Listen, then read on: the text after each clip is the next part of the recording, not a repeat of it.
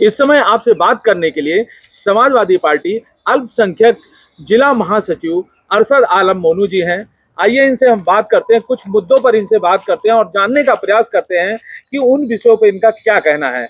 नेताजी, ये बताइए कि आपकी पार्टी के सांसद, राज्यसभा सांसद हैं रामजी सुमन जी, उन्होंने टिप्पणी ऐसी कर दी है जिसके ऊपर मानो भूचाल सा हो गया है। आखिर वो टिप्पणी क्या थी? ऐसा क्या बोल दिया? ऐसी क्या बात हो गई कि करणी सेना पूरी तरह से नाराज है और उनके घर पर उन्होंने हमला बोलने की बात आई? क्या सही है, क्या गलत है, बताइए।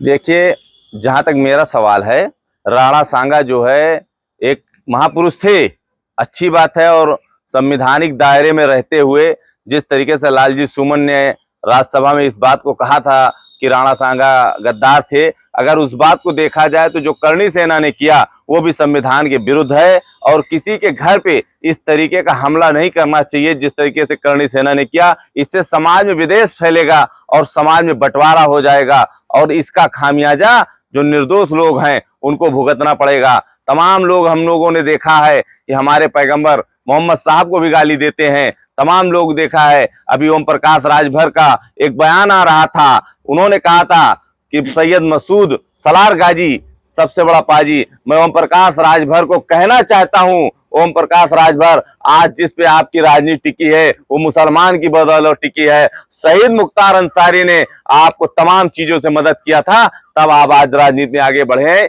इसके लिए मैं कहना चाहता हूं कि ऐसे आरोप और प्रत्यारोप मत लगाओ, समाज को बंटवारे में मत बांटो। ये हिंदुस्तान है, यहाँ जितना खून हिंदुस्तान में हिंदू का है उतना मुसलमान का है, उतना ईसाई का है, उतना सिख का है। सब लोग मिलकर तब हिंदुस्तान बनता है। और हिंदुस्तान को आगे बढ़ाने के लिए इस तरीके का बयान और इस तरीके से गलत बयानी से बचना चाहिए। अगर ताकत की बात आ जाएगी तो ताकत में कोई किसी से कम नहीं है, लेकिन अगर आप रहेंगे तो आप लोग अपने अपने स्तर पे काम करिए और संविधान के दायरे में काम करिए। अगर संविधान के दायरे से बाहर जाएंगे तो ताकत की जब बात आएगी तो ताकत में कोई किसी से कम नहीं ठहरेगा।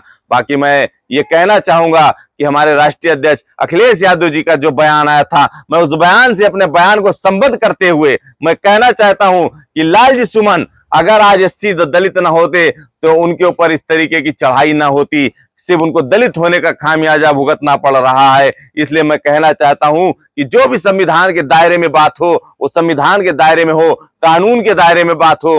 कानून से उठकर जब लोग यही कहते हैं कि 5 मिनट की नमाज के लिए सड़कों पे तो कानून बताते हैं कि रास्ता जाम हो जाएगा 5 मिनट की नमाज के लिए, और लोग साल साल भर रास्ता जाम करते हैं, तब आपका कानून कहां चला जाता है, तब आपका संविधान कहां चला जाता है। मैं यही पूछना चाहता हूं उत्तर प्रदेश के मुख्यमंत्री आदरणीय योगी आदित्यनाथ जी से और हिंदुस्तान के प्रधानमंत्री आदरणीय मोदी जी से मैं पूछना चाहता हूं कि आपका संविधान कहां चला जाता है जब बात आती है किसी धर्म निरपेक्ष की। अगर दलितों को सम्मान सबसे ज्यादा किसी ने दिया है तो सम्मान मुसलमानों ने दिया है। आज भी नजर उठाकर आप देख लीजिए, यही बगल देख लीजिए, हमारे बगल जगनपुर है, चिर्रा है, मगलसी है, रौनाही है, जितने भी गांव हैं सारे गांव में दलित सुरक्षित हैं और सारे गांव में दलित बहुत खुशहाल जिंदगी जी रहे हैं।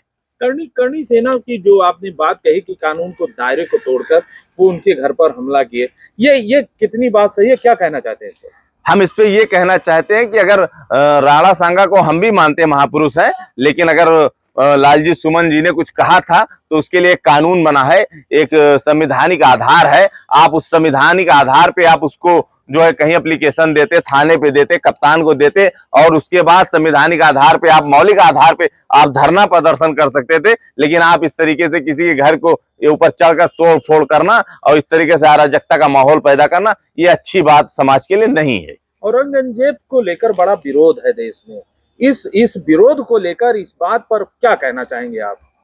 औरंगजेब तो जहां तक मेरी जानकारी में है, लोग तमाम तरीके की बात औरंगजेब के लिए कहते हैं, लेकिन मेरी जानकारी में जहां तक है, मैंने पढ़ा इतिहास में जहां तक, औरंगजेब एक न्यायप्रिय बादशाह थे जिन्होंने बहुत न्याय किया हिंदुस्तान में। और उनके राज में तमाम मंदिर बनाई गई और तमाम जो है हिंदू भाई सुरक्षित रहे।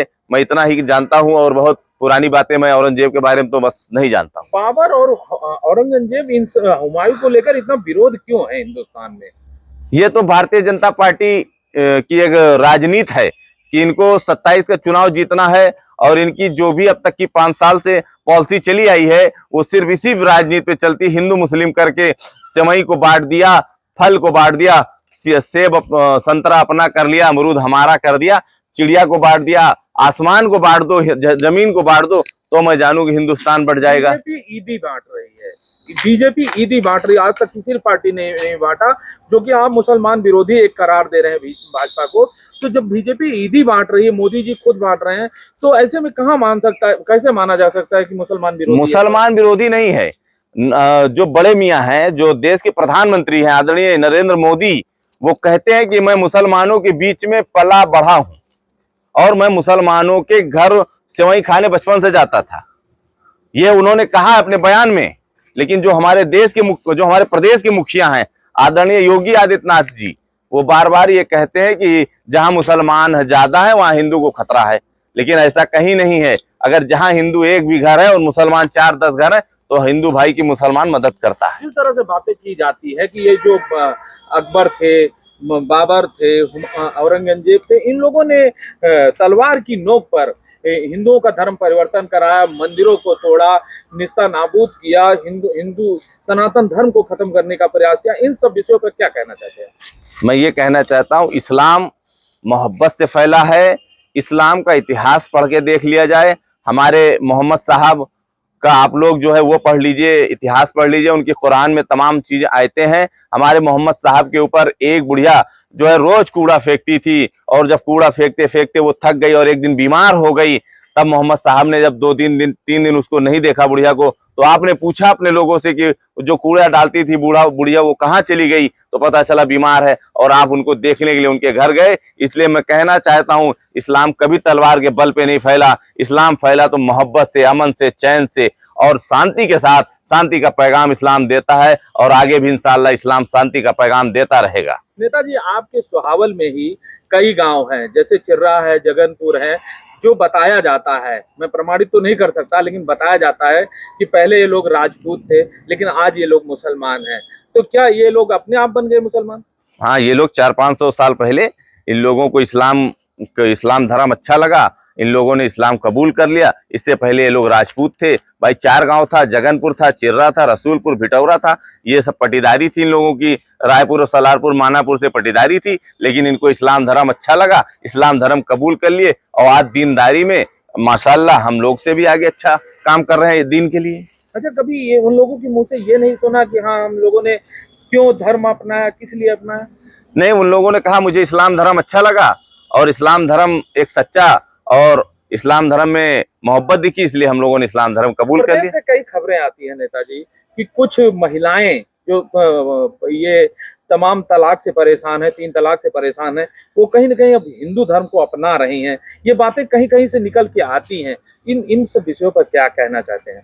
पाड़े जी, मैं आपके चैनल के माध्यम से कहना चाहता हूँ, ये तो एक मुद्दा है कि ये कहीं 100 में 1 महिला, लेकिन अगर आप इस चीज को निगाह उठाकर देखेंगे तो इस चैनल के माध्यम से मैं कहना चाहता हूं, आज पूरे दुनिया में जितनी तेजी से मुसलमान बढ़ रहा है उतनी तेजी से कोई धर्म नहीं बढ़ रहा है, और कहीं भी तलवार नहीं चल रही, ना किसी के साथ जबरदस्ती, लेकिन लोग खुद इस्लाम धर्म में शामिल होना चाह रहे हैं।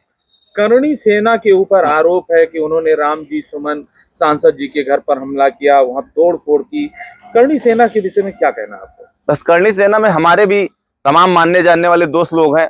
मैं इतना ही कहना चाहता हूं कि आप लोग मौलिक अधिकार का हनन न करते हुए, बाबा साहब भीमराव अंबेडकर के संविधान का पालन करते हुए अपनी बात को रखने का हक सबको है, और विरोध भी वहीं तक किया जा सकता है। आप धरना प्रदर्शन कर सकते हैं भाई, आप धरना करिए, धरना के माध्यम से आप राष्ट्रपति को ज्ञापन दीजिए, आप राज्यपाल को ज्ञापन दीजिए, लेकिन आप किसी के घर पे अटैक करने का आपको कोई अधिकार नहीं है। जिस तरीके से अराजकता फैलाई गई वो बहुत ही निंदनीय है।